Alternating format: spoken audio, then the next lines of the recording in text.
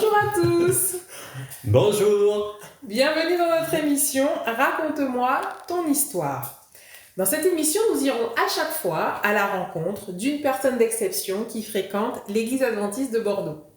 Nous apprendrons à le ou la connaître à travers une série de questions et nous écouterons son témoignage inspirant et poignant.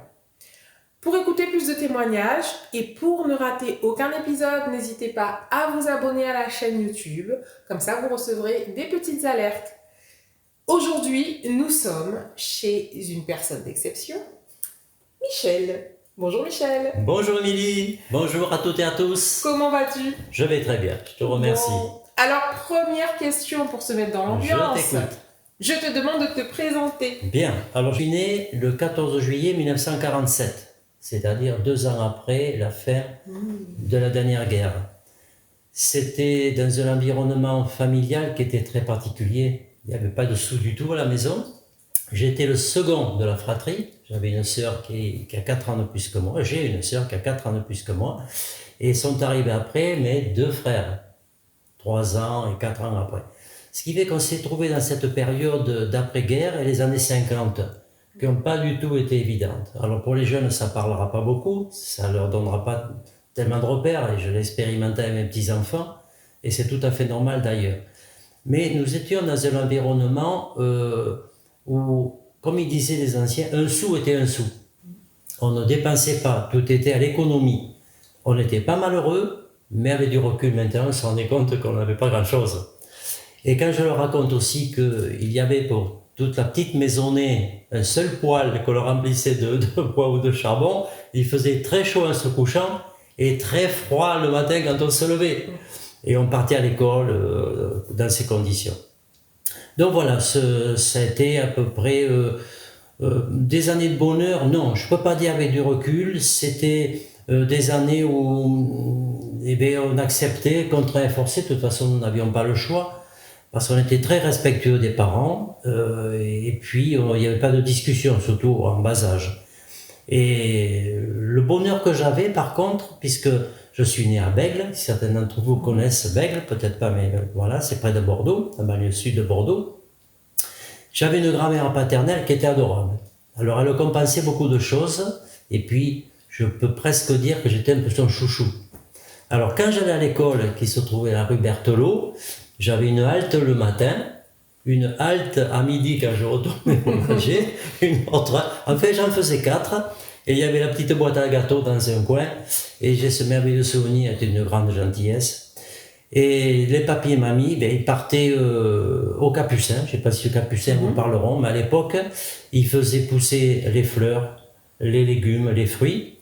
Et pour se faire un peu d'argent, parce que mon grand-père travaillait comme cheminot à la SNCF, et les salaires n'étaient pas énormes là non plus, eh bien ils partaient le matin très tôt avec la charrette pour vendre les produits qu'ils avaient fait pousser pour gagner quelques sous. Et elle me disait toujours, tu restes au lit sagement, et puis quand je reviendrai, je te porterai quelque chose.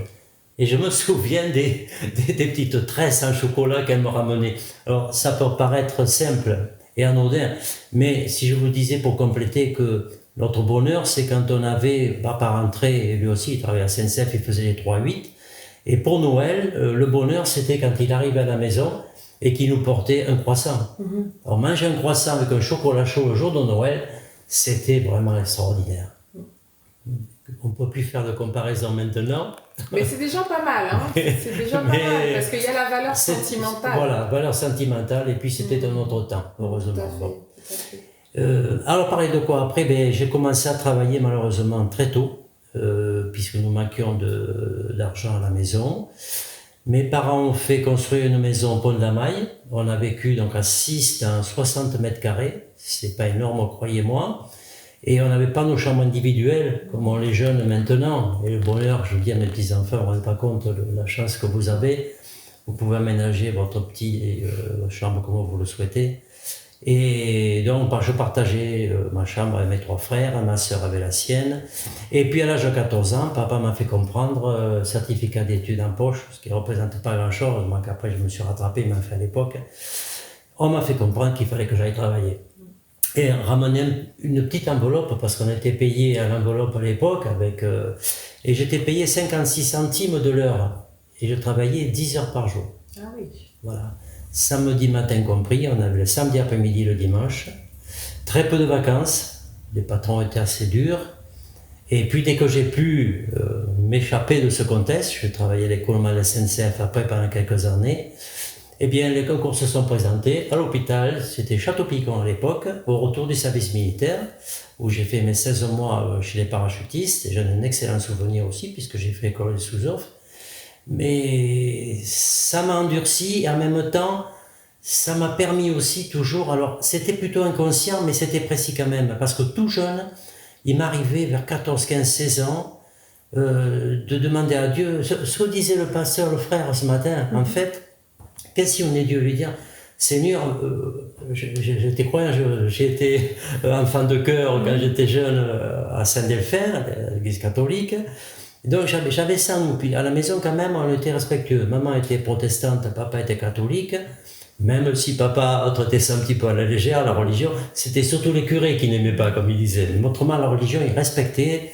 Il fallait pas oublier d'enlever le béret lorsqu'il y avait des cérémonies, choses comme ça, sinon on était rappelé à l'ordre. Et voilà, ça a fait que ça nous a construit aussi durement, mais je disais, ça m'avait échappé, effectivement, je priais, j'ai demandé à Dieu, j'ai Seigneur, mets sur mon chemin la bonne personne, la personne avec qui je pourrais faire ma vie, et puis devenir autre chose que ce que je suis. Bon, à partir de là, c'est extraordinaire. Dans le service militaire, je reviens fin 67 et 68. En 1968, je me suis retrouvé dans un endroit où j'aurais jamais dû être, et Marie-Claude non plus. On s'est rencontrés là, parce que à l'époque, maintenant on peut peut-être plus dire ça, mais on aimait les balles, on dansait beaucoup, et on dansait tout. Bon, les valses, les cha-cha, les tangos, et j'aimais beaucoup ça danser. Et puis, je me suis retrouvé au Pont-de-la-Maille dans un dancing qui s'appelait le Majestic, et je ne devais pas du tout y aller. J'avais fait l'acquisition d'une voiture, et puis je devais, je sais pas, aller dans un autre endroit, et j'ai su après par la suite que Marie-Claude ne devait pas du tout se rendre dans ce lieu-là. Comme quoi, hein. Comme quoi.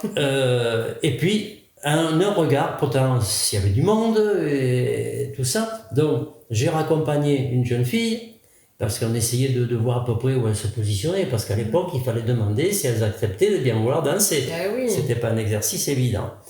Et hop, j'ai vu Marie-Claude. Je sais pas, quelque chose s'est passé, et depuis, nous sommes ensemble depuis 55 ans. Ah. Donc, c'est un bail. Et puis après, voilà. Bon, alors pour continuer rapidement, Charles Perrin, après c'est devenu centre hospitalier spécialisé. Les concours, les choses, du Marie-Claude est rentrée aussi à l'hôpital, j'ai fait rentrer.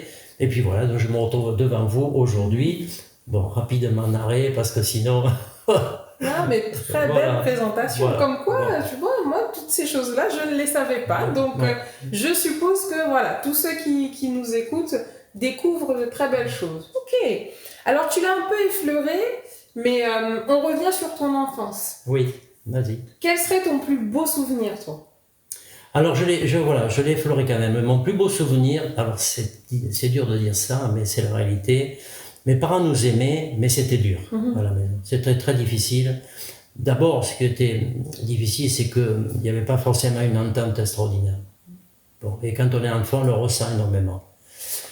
Bon, il y avait ça. Ensuite, il y avait le fait de se retrouver dans des conditions de vie, pas de vacances, tout ça. Mes copains qui continuaient les études, moi qui ne pouvais pas. Ça n'a pas été évident. Alors, mon meilleur souvenir, eh bien, je l'ai avec mes deux grands-mères, en fin de compte. Celle qui habitait Bordeaux, à côté de chez Marie-Claude. Okay. Comme quoi les choses sont bizarres. Quand je l'ai accompagnée et qu'elle m'a dit j'habite à tel endroit, j'ai dit ça tombe bien, ma grand-mère est juste à côté. Donc, ma grand-mère, mais une grand-mère qui n'était pas aussi gâteau que l'autre. C'était donc la mère de ma maman, et à 42 ans, elle était tombée veuve, et elle avait 7 filles à élever. Elle avait eu 7 filles, donc ce qui fait que la pauvre, elle n'a pas eu une vie... mais elle avait un cœur d'or. Elle vraiment était très gentille aussi. Mais la principale, c'est ma mamie de Bègle. Voilà, là, mes meilleurs souvenirs, je les ai centrés là.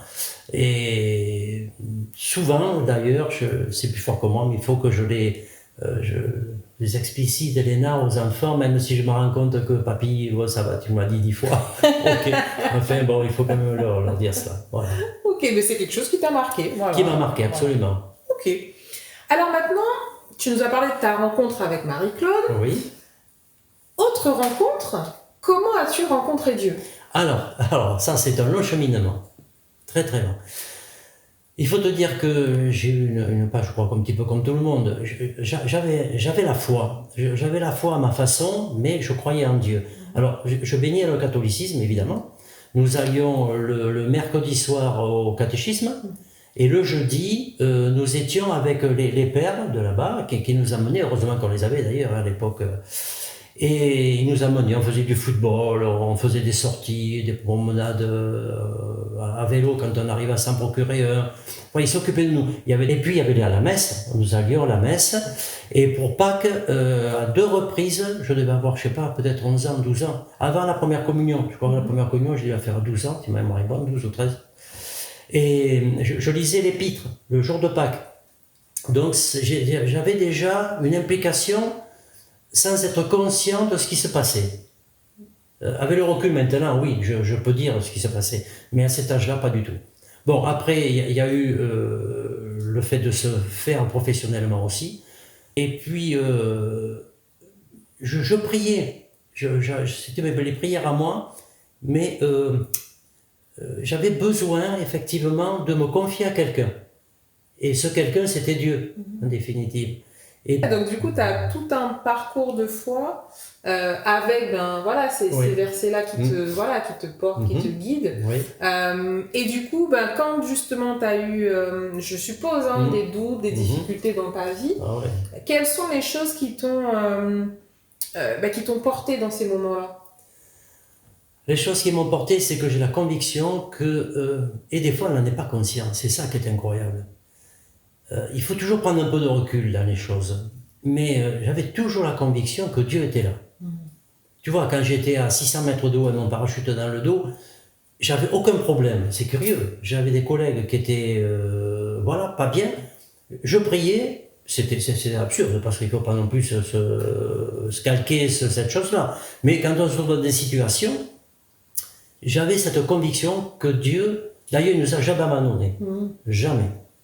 Parce qu'en 55 ans, tu te doutes bien que dans les couples, il y a des hauts débats, mais c'est jamais méchant, il n'y a pas d'agressivité irréversible. On voit tellement malheureusement autour de nous, même dans nos amis, beaucoup, etc., se sont séparés pour X raisons.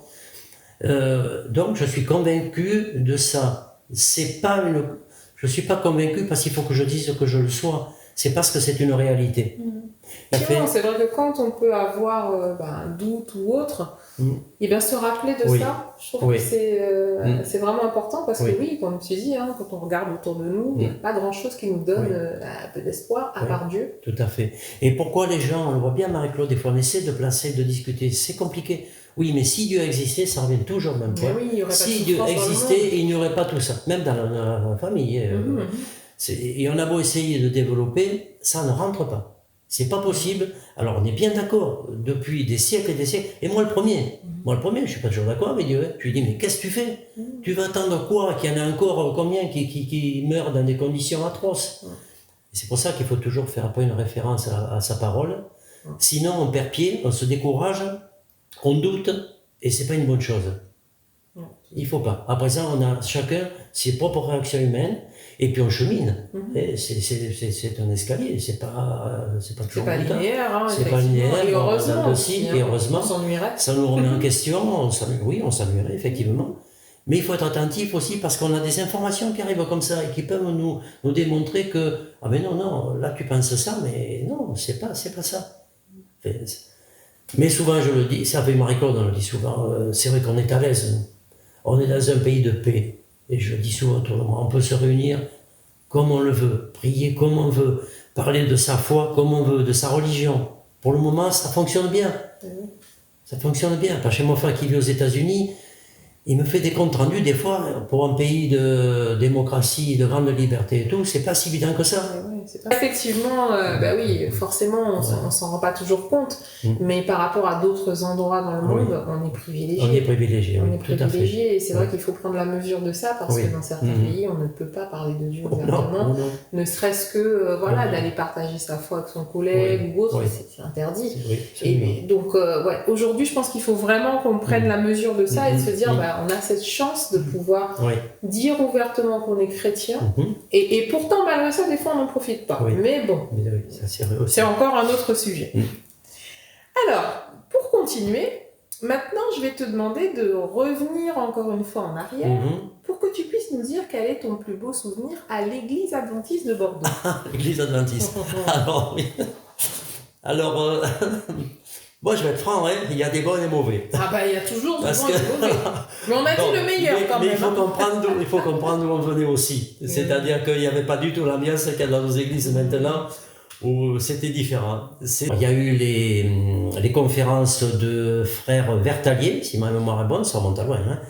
Marie-Claude y a été, et puis un jour, elle a senti effectivement que j'étais croyant, elle me dit que si ça t'intéresse, on va y aller tous les deux. Ce qui fait que ça fait partie des bons souvenirs, parce que j'ai quand même aussi rencontré de la chaleur que nous n'avions pas forcément dans nos familles. Voilà, on a eu cette chaleur, on a même eu quand même un très bon accueil. Et puis j'ai retrouvé un coup de chance incroyable, parce que pour m'évader un peu, je faisais des compétitions de cyclisme à l'époque, et j'ai retrouvé un dénommé, je vais le citer, Joël Gauthier, qui est un petit peu plus âgé que moi, et on s'est vu à l'église. Je lui dis, mais qu'est-ce que tu fais là? Il me dit, et toi, qu'est-ce que tu fais là? Voilà. Donc lui s'est marié avec une jeune femme de l'église. Moi, je connaissais Marie-Claude. Donc voilà, ça fait partie des bons souvenirs. Le baptême fait partie des bons souvenirs aussi. Même, je vais être franc, je me suis fait baptiser, je ne vais pas dire pour faire plaisir, n'exagérons pas. Il ne faut pas être trop franc non plus. Mais disons que j'étais pas... Voilà, quoi. J'ai l'impression que j'ai retrouvé certaines choses après, parce qu'il faut des choses comme elles sont. C'était frère Vicard qui nous a baptisés, je crois que c'était en 72, si ma mémoire est bonne. Mais bon, on n'était pas poussés, mais enfin, on était fortement encouragés. Voilà. Maintenant, il y a peut-être une autre approche, je ne sais pas, les pasteurs peut-être... Ça dépend peut-être des endroits, ça dépend des endroits. Oui, on essaye en tout cas d'accompagner les gens. D'accompagner, un petit peu plus qu'à l'époque, pas tellement, quoi. Mais bon, on s'y trouvait bien, et puis on a vécu de bons moments. Quand on faisait... Alors, l'église n'était pas du tout en conformité, par contre. Là, honnêtement, c'était une bonne chose, la décision qu'on a prise, malgré tous les travaux qu'on avait fait, de quitter, parce qu'un jour ou l'autre, là, je pense que la main du Seigneur était là, parce qu'on se retrouvait, pour s'échapper, il n'y a pas de moyen. Il y aurait eu un souci quelconque, un incendie ou autre, on ne s'échappait pas. Tu parles de l'église du Palais Galien. L'église du Palais Galien. D'accord. Là, qui est ici. L'église du Palais Galien.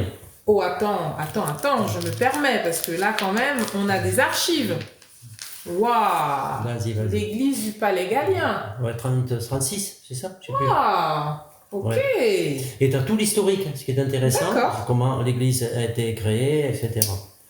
Voilà. Donc, voilà, tu vois, nous avions l'entrée ici, et la seule sortie échappatoire, c'était le sous-sol ici. D'accord. Donc, on ne pouvait pas se répéter une bonne chose. Effectivement, c'est pas aux normes. Voilà, non, c'était pas aux normes du tout. Mais on a vécu d'excellents moments. J'ai des photos aussi, souvenirs extraordinaires. Puis on a rencontré frère Vicard. J'ai toujours sa photo ici. Que tu as connu, frère Vicard? Non, pas du tout. Voilà, ce frère est... Voilà, c'est ce frère. Frère Vicard. Il était prof d'espagnol. Si on verra. Je ne sais pas, mais bon, voilà, j'ai un très bon souvenir de lui. Ok. Ah, mais non, Maurice. Maurice, oui. Ah oui, Maurice Birkel. Oui, Maurice Birkel. Parce que je me dis sur la photo, je reconnaissais Maurice. Vous voyez que des fois, on fait des erreurs. Maurice Birkel. Maurice Birkel. Ah oui. Voilà, on faisait des poteries avec ce cher Maurice. Maurice. Que j'ai apprécié, Maurice. Un intellect remarquable, très intéressant. Très cultivé. Très cultivé. Bon, alors, il y en a plein de beaux souvenirs, ce qui fait qu'on ne peut pas les isoler les uns des autres. Puis je cherche, mais il y en a tellement. Quand on faisait les fêtes de Noël, alors bien sûr c'était en sous-sol, là aussi dans la cave, là aussi pour s'échapper dedans, il n'y avait pas eu de moyen, non, mais vraiment, il y avait un petit peu, pas d'inconscience, je ne veux pas dire ça, ce serait pas bien vis-à-vis des pasteurs qui ont œuvré à Bordeaux, mais bon, je sais pas comment on peut le qualifier, en fin de compte, après il y a eu une prise de conscience et puis C'est il que les fallait normes vraiment de évacuer. sécurité n'étaient pas Mais les mêmes. non, ça n'a rien à voir avec là où nous sommes, nous, là, maintenant, où on est en sécurité. On peut avoir en état de sécurité, mais qui maintenant, oui. permettent Oui, effectivement oui, d'éviter les situations de panique ou autres. Mais pour se dire, c'était pour stationner dans Bordeaux. Alors là, tu tournais pas mal de fois et quand on venait d'ici, puis voir rapidement, c'était pas évident. Bon, enfin voilà. Tout le reste, non, il y a que c'est une église que tu affectionnes. Ah ben oui, si je l'avais pas affectionné, je vais être honnête, je serais parti. Ah, ok. Non, je peux pas faire les choses en demi-teinte, j'y arrive pas. C'est un peu un travers de mon caractère alors aussi. Et en même temps, le fait d'être entier, c'est bien aussi. Peut-être, ouais. Je sais pas. On peut parler à Marie-Claude de ça. Mais du coup, alors au sein de l'église de Bordeaux, quels sont les postes que tu as pu occuper? Alors, à l'église de Bordeaux, c'était à l'époque de Frère Raz, et puis les autres pasteurs après, Christian Boireau, qui c'est qu'il y a d'autres, je me souviens plus là maintenant, j'ai pas fait il y en a eu tellement de pasteurs que j'ai vus, les noms m'échappent, Marie-Claude s'en souviendrait peut-être. Alors, je me suis occupé, j'étais diacre, j'étais chef du diaconat homme et Marie-Claude des sœurs. Le frère, un des frères avait voulu me donner la comptabilité, mais je lui ai dit que ce n'était pas compatible avec mes compétences et il ne faut pas prendre des postes qu'on n'est pas capable d'assumer. Surtout la comptabilité, un peu, c'est quelque chose. C'est délicat. Mais comme à l'époque de ce passage-là, il nous en mourrait, mais je ne dirais pas. Mais lui, il ne met pas la comptabilité non plus. Mais c'était un prédicateur extraordinaire. Ouais. Là, chacun son travail, tout le monde n'aime pas les chiffres. Hein. Bon, et puis après, je crois que c'est tout. C'est compliqué, parce que très souvent, je suis resté longtemps après le diaconat, mais ils organisaient souvent, celui qui s'en occupait, le sabbat après-midi. Et alors, j'ai ramené la famille au domicile, je repartais au centre de Bordeaux, c'était pas du tout évident. Et puis, c'est pas une critique, une constatation. On refaisait presque une petite prédication du matin, on faisait le bilan. Alors, il y avait toujours quelque chose, bien sûr, qui n'allait pas. On n'avait pas fait ceci, on n'avait pas fait cela. L'accueil, il n'y a pas... Bon, ça fonctionnait pas du tout comme ça fonctionne maintenant. D'abord, le culte, on était à 3 sur la chaîne. Hein, nous étions à 3. Les chants, il y avait un petit peu moins de chants qu'il y a maintenant. Et il y avait un chant d'intro, au milieu et puis à la fin. Et puis ce que j'appréciais par contre, mais c'est peut-être plus possible de le faire maintenant, on est trop nombreux, c'est que le pasteur, mais la configuration le permettait aussi à Bordeaux. Maintenant, c'est plus possible. Enfin, je pense que c'est plus possible. Le pasteur nous saluait lorsqu'on partait.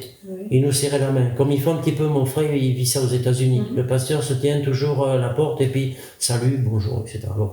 Là maintenant, des fois, j'aimerais bien les saluer, c'est compliqué, c'est pas facile, parce qu'on voudrait tous tellement se saluer, se dire bonjour, changer quelques mots, c'est qu'on est nombreux maintenant. Et oui, et puis on a 3 portes de sortie. Et il y a 3 portes de sortie. Alors c'est vrai que c'est alors on a parlé encore avec Marie-Claude là, c'est plutôt difficile pour le pasteur, qui se mettent à 3 endroits différents. Mais ça se réfléchit en tout cas, c'est une piste de réflexion. Voilà, un petit bonjour, c'est sympa aussi. On n'a pas besoin de s'étendre. Enfin bon, je ne veux pas leur mettre encore une chose supplémentaire. Non, pas du tout, mais ce sont des idées, on prend toutes les idées. L'émission sert aussi à ça, à faire vivre l'église. Donc voilà, du coup, ça peut être pas mal. D'accord. Donc en tout cas, l'église de Bordeaux, tu as été au service. Et c'est une église que tu affectionnes. Voilà comment était la chaire à Bordeaux. Oh là là, et puis en plus il a des dossiers, je vous dis, voilà, ok. Donc on avait, je pense qu'il y a pas mal, il va falloir qu'on fasse une exposition de choses qui se sont vécues à l'église de Bordeaux. Oui. Parce qu'il y a de belles choses, hein. Ah oui, là c'est mes filles, ça, qui chantent. Je pense qu'on aurait de beaux dossiers. C'est Nathalie et Carole, et puis les petites sœurs Plumin, oui, j'en ai entendu parler. Connu, Henri, tout à fait, j'en ai entendu parler aussi. Bordeaux. Ok, donc beau souvenir. D'accord. Maintenant, moi, je vais te demander, donc par rapport à tout ce que tu as vécu dans ta vie, quel message tu pourrais laisser à ceux qui nous écoutent? Trouver la bonne personne si sans recherche d'un compagnon. Prendre le temps de bien se connaître, même si c'est pas garanti à 100%, mais quand même, Quand même, quand on partage au moins les mêmes valeurs, c'est-à-dire de foi, de droiture, de la façon de se conduire dans la vie, d'être vis-à-vis des autres, bon, essayez de voir si on le peut. Et puis de ne pas se décourager, parce que il faut tenir ferme malgré les vicissitudes du quotidien, parce que tout le monde est confronté à des problèmes. Je connais pas une personne tout au long, le Seigneur m'a permis de vivre assez longtemps, je connais pas de personnes qui n'ont pas de difficultés dans leur quotidien, ça n'existe pas. Ou alors, comme je lisais, ils vivent dans un pays des Écosses, de bisounours, je sais pas comment on dit, c'est-à-dire que c'est utopique, mais pas désespérer, toujours, quand on a un doute ou que sais-je, prier, puis demander à Dieu, voilà. Il a bien dit ce matin le pasteur, on n'a pas la réponse immédiatement, hein, c'est pas comme ça fonctionne. Hein. C'est pas, je fais un numéro de téléphone, allô, c'est moi, j'ai un problème, tu peux m'aider, voilà, non, c'est pas comme ça du tout. Ça prend du temps, on n'a pas la réponse de suite, très souvent. Garder sa foi, être patient, mais un jour ou l'autre, on a une réponse. Et ce qui peut être curieux, paradoxal, c'est qu'on n'a pas forcément la réponse que l'on attendait au préalable. Pourquoi ? Parce que je l'ai expérimenté aussi, parce que c'est pas bon pour nous. Voilà, si on n'avait que la réponse... Non, c'est pas comme ça. Ne pas désespérer. Et puis, si quand on est en couple, prier le plus possible en couple, à mesure du temps, une partie, mais enfin, on peut prier, on peut s'arranger à trouver du temps aussi quand même. Je sais que quand on travaille avec les enfants, à courir partout, c'est pas évident. On n'a pas toujours à disposition d'esprit adapté à l'événement qu'est la prière et la relation avec Dieu. Il faut quand même reconnaître les choses aussi. Hein. Mais ça m'arrive aussi à l'hôpital, ou en voiture, où on n'est pas obligé d'être dans un endroit bien précis ou dans sa chambre à genoux. Pas du tout, on peut prier Dieu n'importe où. Hein. Voilà, et je sais pas ce que je pourrais dire d'autre. Ne jamais désespérer, toujours s'accrocher. En tout cas, ouais, très très intéressant tout ce que tu as bien voulu partager avec nous aujourd'hui.